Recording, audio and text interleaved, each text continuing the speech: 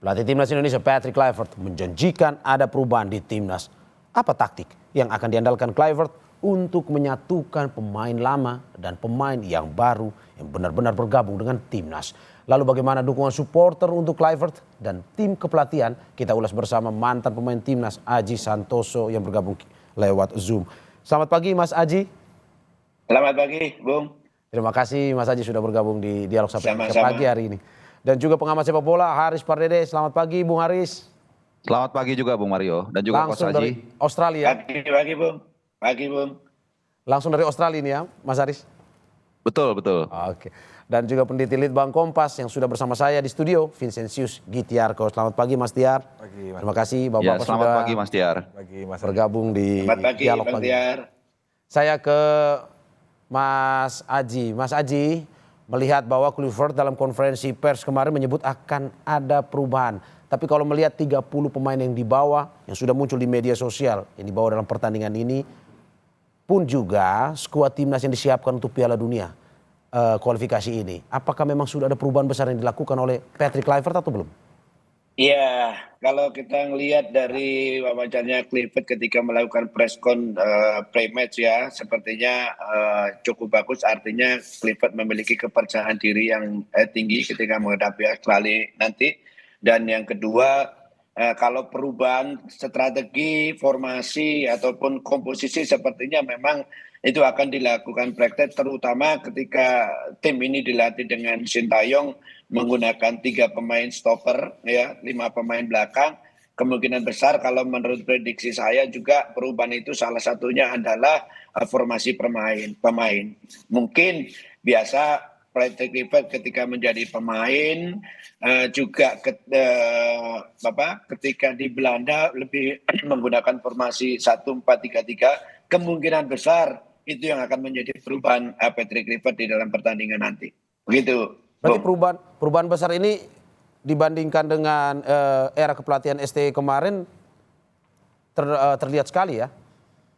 Ya kita kan belum tahu, artinya perubahannya nanti seperti apa karena kan Patrick Kluivert kan juga baru nanti pertandingannya itu. Tapi menurut saya, menurut prediksi saya, dia tidak memakai 3 pemain belakang, tidak memakai 3 center back. Kalau saya lihat berita-berita dia lebih banyak menggunakan 4 pemain belakang, kemungkinan formasi yang akan dipakai kalau enggak 4-3-3, 4-2-3-1. Tapi saya lebih cenderung mungkin akan menggunakan formasi 4-3-3. Apa mungkin Anda mau lihat bahwa Patrick Kluivert mau bilang ini era kepelatihan saya, lepas dari STY, ini taktik saya, strategi saya, dan ini sesuatu yang baru yang mau saya tampilkan. Begitu maksud Anda?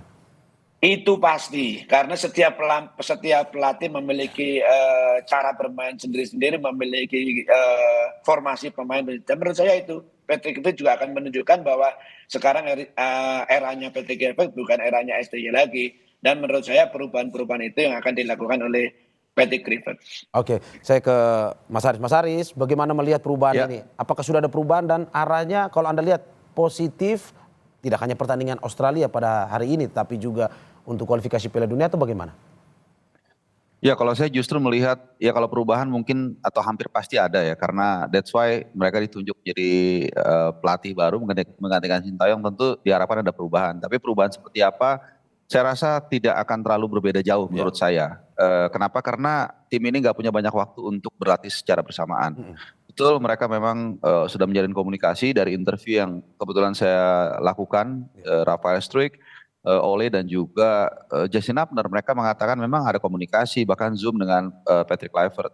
Cuman mereka tidak membocorkan apa yang disampaikan. Nah, saya menyimpulkan untuk formasi yang ditampilkan malah sepertinya sama ya, terutama back di belakang ya 3 back.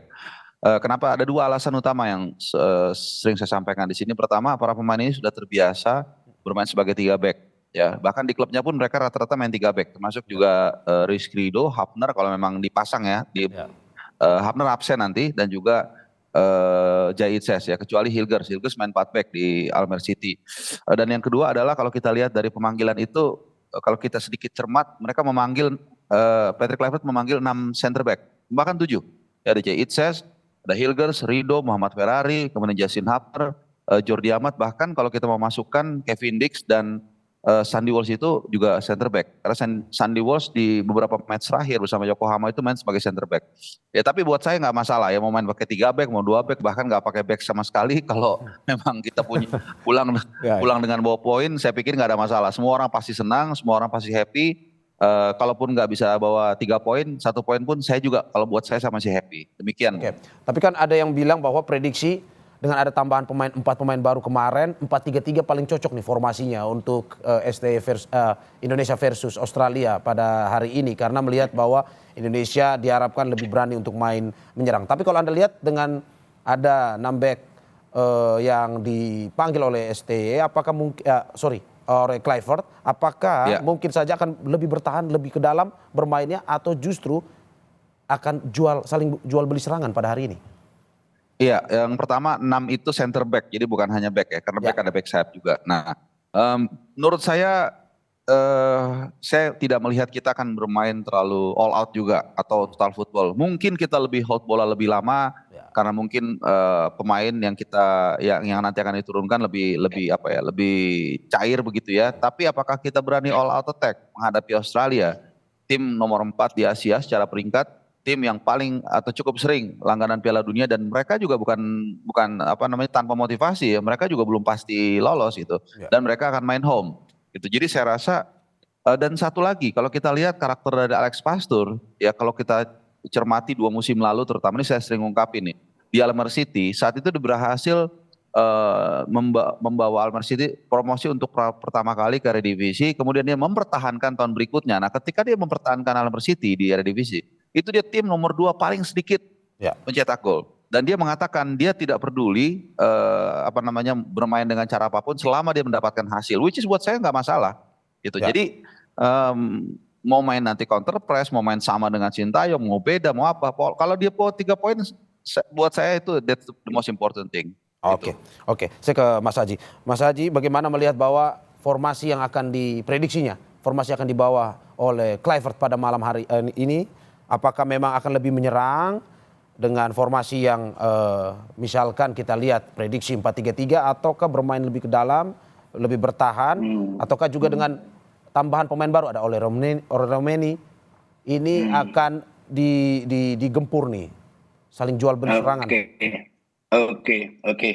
Jadi gini Bung, seorang pelatih, seorang head coach itu menentukan cara bermain, apakah kita nanti bermain menyerang atau bertahan, itu tentunya pelatih membaca situasi. Artinya pelatih sendiri harus mengetahui kekuatan tim sendiri, kekuatan tim lawan, baru menentukan cara bermain yang seperti apa. Kan begitu?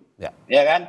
Nah, selama ini kalau kita lihat di Indonesia kemarin itu main ketika masih eranya Sintayong, Indonesia sebagai tuan rumah itu kita masih banyak lebih ketekan. Saya sampaikan bahwa waktu itu permainan kita, saya tidak melihat pemain pegang bola, holding the ball, possession play-nya sampai 5-7 sentuhan tidak ada.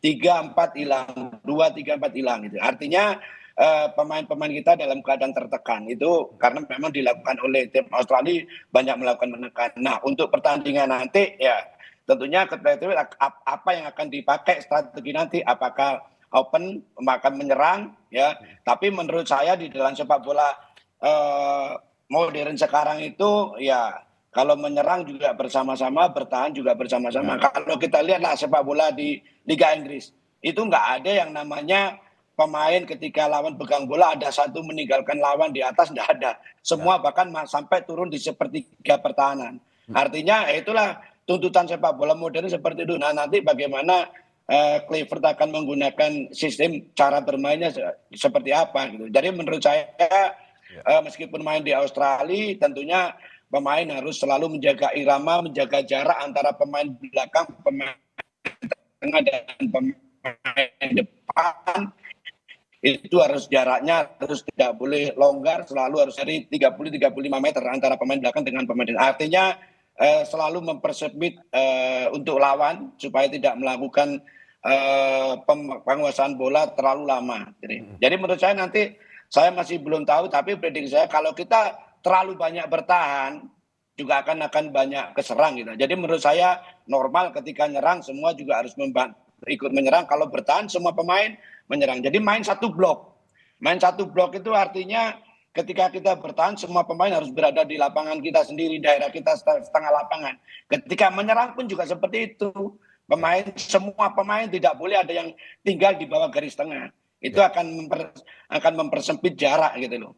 Jadi menurut saya kalau kita terlalu bertahan juga susah. Jadi yang kedua, katanya Bung Harpa tadi apapun yang dipakai cara mainnya yang penting poin itu bagus. Tapi kalau menurut saya akan lebih suka kalau kita mendapatkan poin dengan main bagus. Itu akan lebih menarik karena dengan main bagus itu kita akan memperbesar mendapatkan peluang gitu.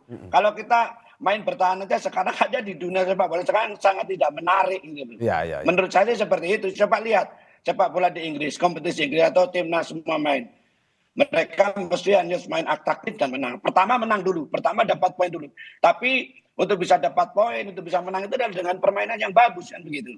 Apalagi sepak bola modern tidak ada yang terlalu bertahan dan tidak ada yang terlalu menyerang, semuanya sama-sama ya. Itu pasti. Jadi kalau menurut saya pribadi, saya tidak tertarik kalau kita bisa dapatkan poin tapi mainnya tidak bisa menghibur penonton yang datang ke stadion atau penonton yang lihat di televisi. Akan lebih perfect kalau tim itu bisa mendapatkan poin dan mainnya karena mereka main dengan yang bagus. Seperti itu sih. Oke, saya ke peneliti Litbang Kompas, Mas Vincentius Gitiarko, Mas Tiar. Mas Tiar, ini menarik juga sebenarnya kalau berbicara soal strategi ini ya, saling jual beli serangan ataukah bertahan ataukah dengan cairnya bagaimana Patrick Kluivert melihat timnya ini. Nah, kalau dari Litbang Kompas sendiri, ini ada survei yang menunjukkan terkait keyakinan publik terhadap Patrick Kluivert tidak hanya pertandingan versus Australia tetapi secara keseluruhan dalam kompetisi dunia, Piala Dunia ini, kualifikasi Piala Dunia. Boleh dijelaskan, Mas? Jadi kita memang melakukan jejak pendapat, Mas, di awal Maret kemarin. Itu ada pertanyaan apakah publik yakin bahwa Patrick Kluivert ini mampu membawa Indonesia lolos ke Piala Dunia gitu ya. Dan angkanya kalau kita lihat itu ada sekitar 55,8%. Tinggi, Mas? Kita bisa bilang ini tentu angka ini perlu kita lihat dalam konteks besar ya, maksudnya bagaimana Patrick Kluivert didatangkan, pro kontra yang terjadi di antara publik gitu. Kita bisa melihat 5,8% tentu angka yang relatif positif dan ini menjadi harapan besar bagi publik terhadap terutama pertandingan nanti malam ya, tapi secara khusus adalah bagaimana Patrick Kluivert akan membawa Indonesia ke Piala Dunia. Gitu. Oke, menurut Anda beralasankah jika memang keyakinan publik ini tinggi kepada Patrick Kluivert di debutnya, bahkan ini untuk membawa yakin timnas Indonesia bisa lolos Piala Dunia? Ya kalau kita bicara sebenarnya ini bukan hanya soal Patrick Kluivert, ini kan menunjukkan bahwa minat yang tinggi masyarakat atau publik terhadap sepak bola itu ditunjukkan dengan harapan ini gitu ya. Artinya bukan soal hanya keyakinan terhadap sosok Patrick Kluivert, tapi angka ini kan sebenarnya kan menunjukkan betapa masyarakat itu rindu gitu ya, atau betapa masyarakat itu berharap bahwa memang Patrick Kluivert menjadi sosok yang bisa membawa hal positif bagi Indonesia, terutama bisa masuk ke Piala Dunia gitu. Itu kan harapan besar gitu. Karena kalau kita lihat mengingat masyarakat Indonesia ini, terutama kalau kita bicara bola timnas itu selalu menunjukkan animo yang tinggi gitu ya. Misalnya di akhir tahun kemarin di bulan-bulan Oktober ketika waktu itu di pertandingan matchday kesekian ya di kualifikasi ini, itu ada sekitar 80% masyarakat yang selalu mengikuti minimal menonton pertandingan timnas gitu. Itu kan angka yang tinggi, artinya kan masyarakat ini animonya cukup besar tinggi gitu. Walaupun mungkin dia tidak suka bola secara umum, tapi ketika timnas main itu selalu masyarakat yang tidak nonton bola pun akan ikut nonton. Oke. Artinya kan 50% tadi kembali ke harapan ini sebenarnya sekaligus tantangan gitu. Karena ini kan pertandingan pertama akan dilihat nanti malam gitu. Oke, kalau kita bilang apakah memang ini karena sosok Patrick Kluivertnya ataukah mungkin saja pelatih lain ini juga 50% nih keyakinan publik atau gimana? Ya sebenarnya kita perlu membaca angka ini juga kalau kita bandingkan karena kita juga melakukan jejak pendapat yang sama di bulan Oktober ketika itu memang Sintayong ya. Waktu itu angkanya Sintayong memang 80-an% gitu. Ini kan memang, tapi kalau kita bicara Oktober itu Sintayong kan bukan pelatih baru, dia sudah punya track record, masyarakat sudah melihat dan juga memang ada hasil positif kan di awal-awal matchday waktu itu kualifikasi Piala Dunia ini. Sehingga angka itu memang mungkin bisa menjadi bayangan benchmark ya. Tapi kan ketika kita bicara kembali ke Patrick Kluivert 55,8% ya tentu masyarakat melihatnya banyak faktor. Siapa pemain yang dibawa gitu ya. Hanya memang catatan menariknya adalah sebenarnya masyarakat itu di bulan-bulan Oktober ketika kita survei, ketika kita tanya bagi mereka yang mengikuti perkembangan timnas ya, posisi apa sebenarnya yang paling krusial untuk diisi gitu ya. Itu sekitar 40% masyarakat memandang yang perlu itu adalah striker sebenarnya. Oke. Posisi penyerang gitu ya.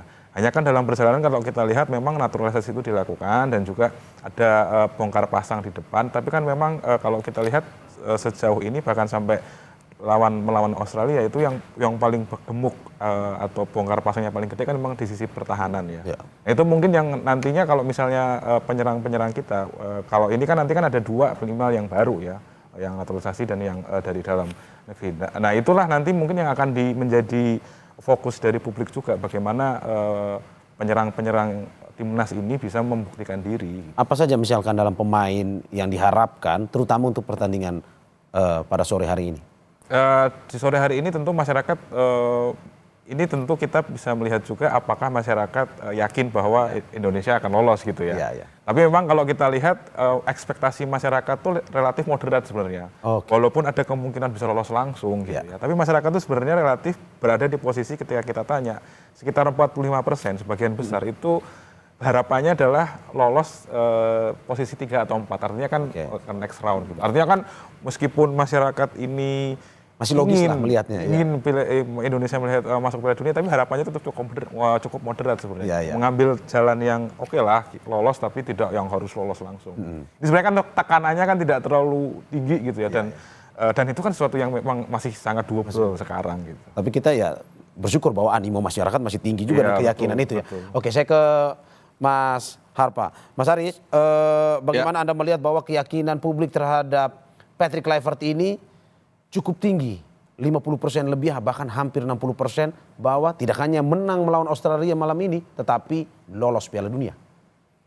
Ya mungkin saya boleh sedikit bertanya tadi kepada Pak Mas Tiar, itu 50 sekian persen itu dari bulan Oktober lalu itu turun atau naik Mas? Ininya. Ya tadi seperti yang saya sebutkan turun sebenarnya Mas ya. Kalau kita bandingkan kan di Oktober tuh Sintayong angkanya sekitar 87% memang. Oke, sekarang 50 ya. 55. Artinya kalau dari sudut pandang itu tentu turun. Tapi untuk debut. Tapi ini kan kita perlu lihat tadi konteksnya ini kan debut gitu ya. Oke. Jadi menurut saya itu justru bagus menurut saya. Kenapa? Positif ya? Iya, artinya begini, kalau ekspektasi itu terlalu tinggi juga, ketika nanti hasilnya tidak sesuai, ya kita semua tahu seperti apa. Ya, apalagi ya mohon maaf ya, di sebagian masyarakat kita kadang-kadang belum bisa menerima kekalahan gitu. Padahal sepak bola kan selalu ada yang benar, ada yang kalah. Ya bahkan 6 tim di grup C misalnya itu kan gak mungkin lolos semua. Ya kan hanya 2 yang lolos otomatis dan 2 lolos round 3-4 dan 2 lagi itu gak lolos gitu. Jadi tadi kemudian ada survei juga soal sebagian besar masyarakat cukup realistik ternyata berharap kita, atau bukan berharap ya, memperkirakan mungkin ya kalau saya boleh menggunakan terminologinya, kita lolos dengan posisi 3-4. Itu juga yang menjadi pertimbangan saya. Menurut saya ya satu jatah udah pasti punya Jepang lah, udah kita nggak usah debat. Satu lagi lolos otomatis memang seperlima ya diperbutkan kalau kita mau ngambil rata antara 5 tim tersisa. Tapi kalau kita mau jujur pun ya kita nggak bisa mandang sebelah mata juga Australia, mungkin Saudi, bahkan Bahrain yang kemarin juara Gulf Cup ya. Jadi mungkin China yang katakanlah kalau kita boleh gamblang mengatakan ya setara atau di bawah kita gitu. Jadi saya senang dengan realita bahwa masyarakat juga banyak yang masih realistis bahwa lolos round 3-4 itu juga menurut saya udah milestone yang sangat luar biasa. Bahkan sampai round 3 pun kalau kita tanya 1,5 tahun lalu, apakah kita di level ini? Saya pikir kalau saya bilang kita akan ada di level ini, saya dibilang orang yang kurang waras mungkin ya.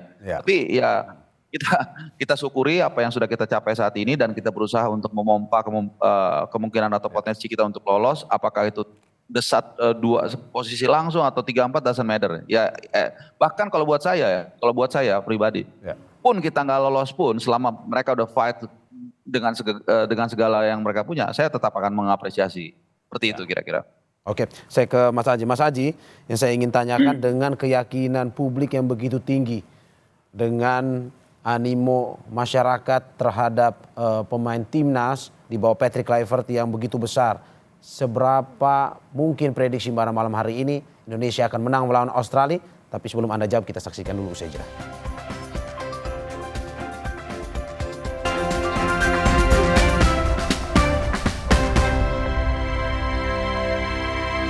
kami berharap lebih baik, lebih agresif, ya lebih kompak. Itu harapan kami sih. Harapan saya Indonesia bisa main dengan bagus tentunya. Kalau bisa sih lebih attacking nih. Soalnya kan kita jago sebenarnya untuk nyerang. Bangkit dari kekalahan kemarin lewat strategi yang akan dirancang oleh pelatih baru tersebut.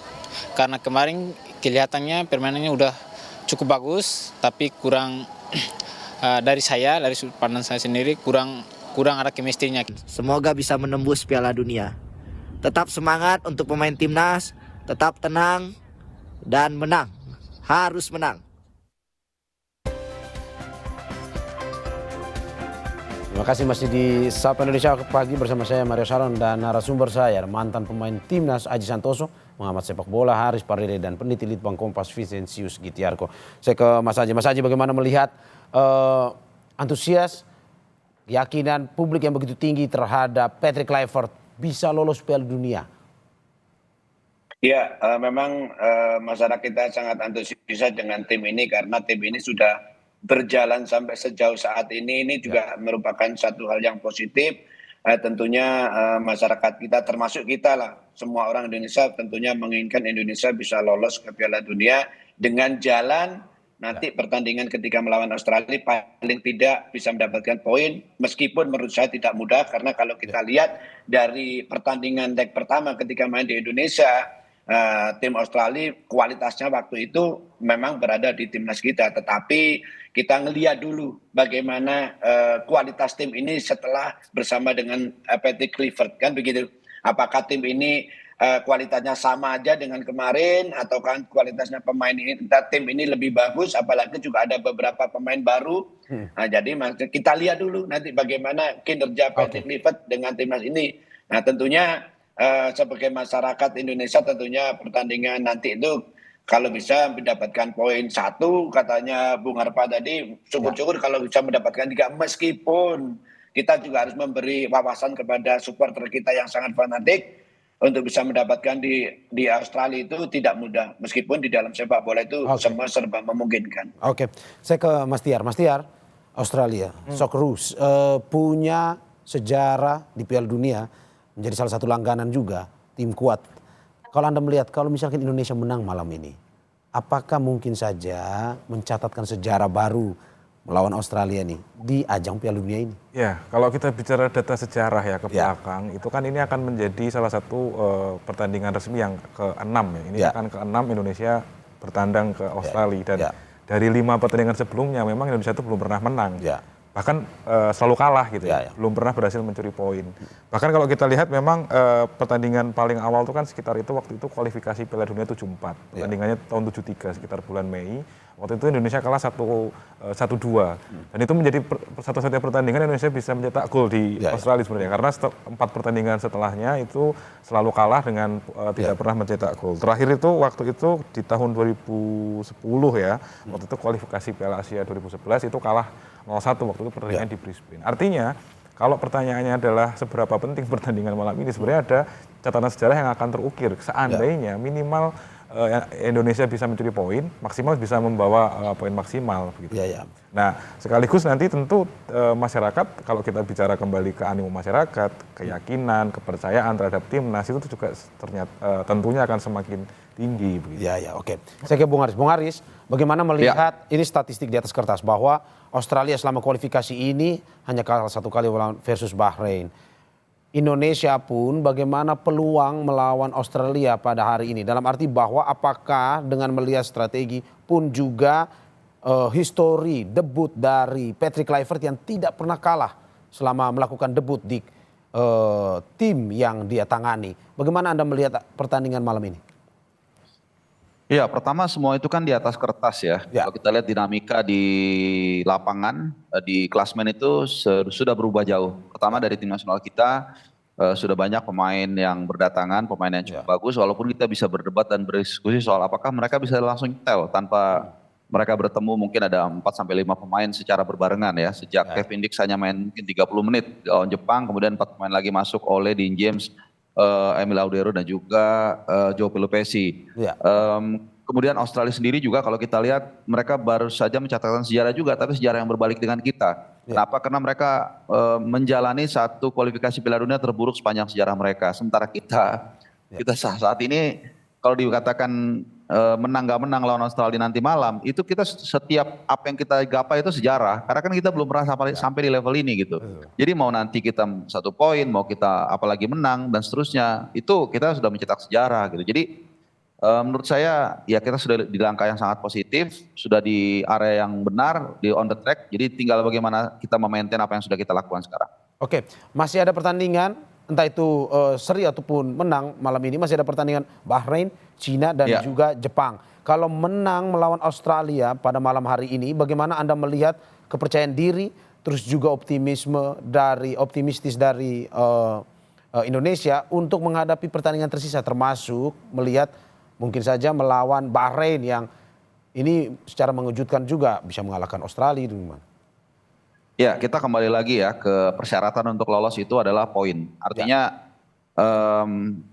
kalau saya sempat membuat riset kecil-kecilan lah gitu ya. Jadi dengan format yang sama ini kan format seperti ini udah memasuki episode ketiga. Gitu. Jadi sebelumnya sudah ada juga gitu. Jadi rata-rata poin yang dibutuhkan untuk lolos ke round 4, jadi posisi 3-4 itu 12,25.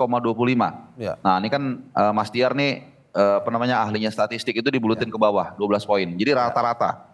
Artinya kita sekarang sudah punya 6 poin. Jadi kita butuh sebenarnya 6 poin lagi untuk let's say 85% sampai 90% lolos ke round 4. 12 poin. Jadi kita butuh 6 poin. 6 poin itu dari mana? Yang paling realistis ya dari Bahrain dan dari China. Tentu bukan berarti kita nggak mau kalau dapat dari Australia, tapi saya pikir sekali lagi ya, kalau kita pulang membawa 1 poin itu not only 1 point, tapi juga menghambat Australia untuk mendapatkan poin lebih banyak. Dan kedua yang paling penting, kita pulang dengan gagah berani, dengan rasa percaya diri yang tinggi dalam menghadapi Bahrain. Jadi itulah pentingnya 1 poin dari Australia di lawatan kali ini. Berarti setidaknya walaupun 1 poin ataupun ya syukur-syukur menang, Indonesia harus bisa dalam pertandingan malam ini setidaknya mencuri angka dan juga nanti sehingga melawan Bahrain dan juga Cina nanti ya mungkin lebih mudah lah. It's gonna be 1 big point dan yang paling harus dijaga juga yang diingat adalah availability pemain. Jadi ada 3 pemain yang sudah mengantongi kartu kuning, Martin Paes, dan semua ini penting-penting nih, Jai Itses dan Calvin Verdong. Ya kan, kalau sampai salah satu ini kena kartu kuning, mereka absen lawan Bahrain. That's why menurut saya salah satu alasan didatangkan Emil Laudero, didatangkan juga Dean James, dan juga Joe Pelupessy ya untuk mengantisipasi hal-hal tersebut gitu loh. Martin Paes kalau misalnya dia kena kartu kuning lawan Australia, dia absen lawan Bahrain, maka penggantinya Emil Laudero. Tentunya kita tahu kemampuan dan kapasitas Emil Laudero, demikian juga Calvin Verdong. Jadi ini yang juga mesti kita ingat ya, jangan sampai kita double blow. Misalnya kita udah gagal meraih poin, kemudian juga ada pemain yang katakanlah pemain vital yang absen di laga menghadapi Bahrain nanti. Termasuk juga masalah komunikasi nih Mas ya, yang dalam arti bahwa harus bisa lebih cepat, lebih klop antara para pemain dan juga kepelatihan ya. Iya, kalau kita bicara komunikasi hanya verbal mungkin nggak ada masalah. Mereka rata-rata kan backbone tim nasional kita kan rata-rata kan pemain diaspora yang besar di Belanda, kemudian pelatihnya juga orang Belanda, tim kepelatihannya orang Belanda, jadi nggak ada masalah kalau soal komunikasi verbal. Tapi apakah komunikasi dalam arti sebagai as a team itu ya kita lihat nanti malam ya, kita nggak bisa menyimpulkan sekarang juga gitu. Tapi memang mereka sudah pasti 1000% mereka menjalin komunikasi dengan pelatih sebelum ini. Tapi apakah itu bisa terkejawantakan ya kita tunggu nanti beberapa jam, mungkin 12 jam dari sekarang ini ya. Iya, ini udah bikin kita gugup-gugup kecil juga untuk menonton. Mas Haji bagaimana melihat bahwa ini Australia, terus ada Bahrain dan juga Cina, kita kesampingkan Jepang lah. Bagaimana melihat bahwa ada 3 negara yang Indonesia butuh curi poin juga dari pertandingan ini? Iya Bang, jadi menurut saya pertandingan melawan Australia ini sangat penting sekali. Kenapa? Kalau kita bisa mendapatkan poin 1 atau 3, itu pemain-pemain juga lebih percaya diri dengan kualitas kepelatihan pelatih Clifford gitu loh. Jadi kalau mereka nanti bisa mendapatkan poin, saya yakin pemain akan lebih percaya diri menghadapi pertandingan berikutnya Bahrain dan Cina. Jadi pertandingan nanti itu sangat penting sekali buat kepercayaan diri pemain, kepercayaan diri tim, dan juga kepercayaan diri Clifford terhadap pemain-pemainnya gitu.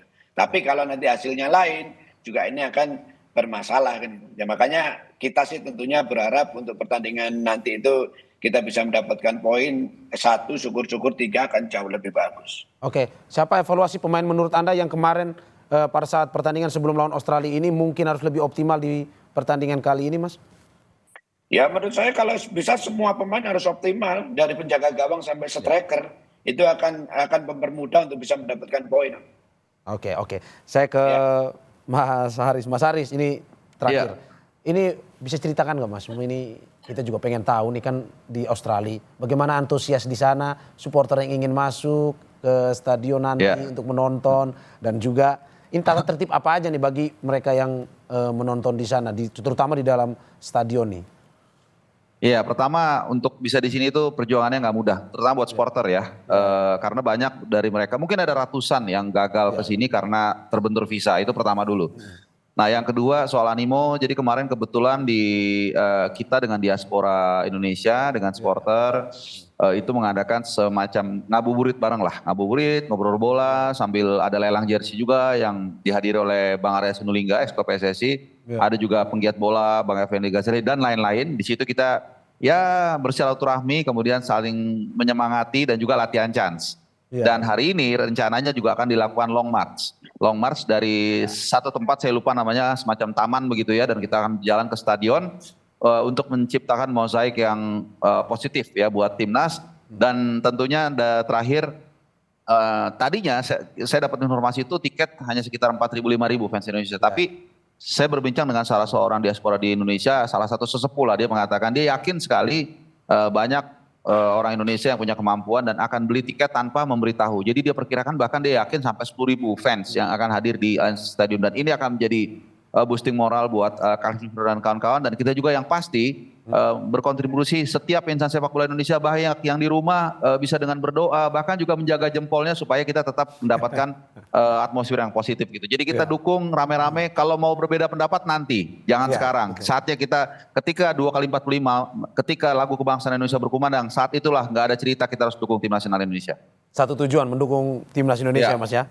Betul. Mas terakhir, prediksi saya. Saya sesuaikan, saya harus konsisten dengan penjelasan saya dan juga saya sesuaikan dengan ekspektasi saya supaya ya enggak, kalaupun meleset nggak terlalu kecewa. Saya pikir 0-0 2 sama atau 2-2. 0-0 atau 2 sama ya. Setidaknya curi poin lah, 1 poin lumayan lah. Iya. Oke, saya ke Mas Tiar. Mas Tiar, terakhir terkait dengan apa yang seperti tadi disampaikan, ketika lagu kebangsaan berkumandang, ya, satu tujuan kita mendukung timnas Indonesia. Apa yang Anda mau sampaikan di akhir ini dan juga prediksinya berapa nih kalau kita mau tahu nih dari Litbang Kompas? Kalau prediksi Litbang Kompas atau prediksi pribadi harus gitu nih, karena kalau prediksi biar Mas Haris saja lah yang di dalam lapangan. Tapi nggak mau ini. Tapi saya berharapnya gini lah, kita berharap bahwa di pertandingan malam ini akan ada gol pertama ya di tanah Australia dari timnas setelah terakhir bubble tim Australia di kandangnya tuh 50 tahun lalu. Itu yang kita akan rayakan. Saya semoga itu terjadi ya. Oke, berarti Litbang Kompas belum mau prediksi malam ini. Tapi kita harapkan optimisme itu ya menang pada malam hari ini. Walaupun juga seri, yang penting kita ada poinnya ya. Oke, terima kasih narasumber saya. Ada mantan pemain timnas yang saat ini mungkin sudah keluar, Aji Santoso. Ada pengamat sepak bola Haris Pardede dan juga peneliti Litbang Kompas Vincentius Gitiarko. Terima kasih Bapak-bapak. Semoga sehat selalu. Sehat selalu.